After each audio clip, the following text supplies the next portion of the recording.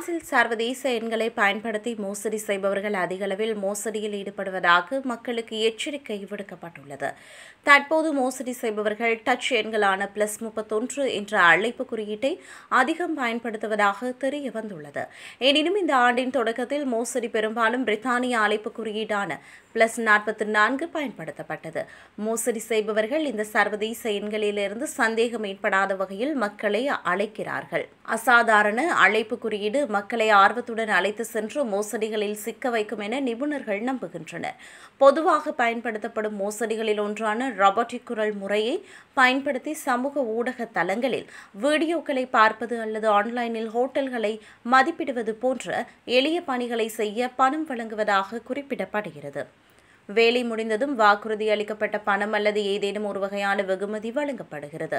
மோசடி செய்பவர்கள் உயர்மட்ட மோசடிகளில் ஈடுபடுவதற்கு முன்னர் அவர்களின் நம்பிக்கையை அதிகரிக்க நடவடிக்கை எடுத்துள்ளனர். அதன் பின்னர் வங்கி தகவல்களை பெற்று மோசடி செய்வதாக எச்சரிக்கப்பட்டுள்ளது. பிரித்தானிய எண் மோசடி தொடர்பில் ஊடகங்களில் வெளியான எச்சரிக்கையை அடுத்து மக்கள் அவதானமாக இருந்தனர். இதனால் டச் எண்களை பயன்படுத்த மோசடியாளர்கள் நடவடிக்கை எடுத்துள்ளனர். டச் எண்கள் பிரெஞ்சு எண்களை போன்ற பட்டியலை கொண்டிருப்பதனால் மக்களை இலகுவாக ஏமாற்ற முடியும் என குறிப்பிடப்படுகிறது. மேலும் இந்த அழைப்புகளுக்கு சிம் அட்டைகளை பயன்படுத்தப்படுகின்றன.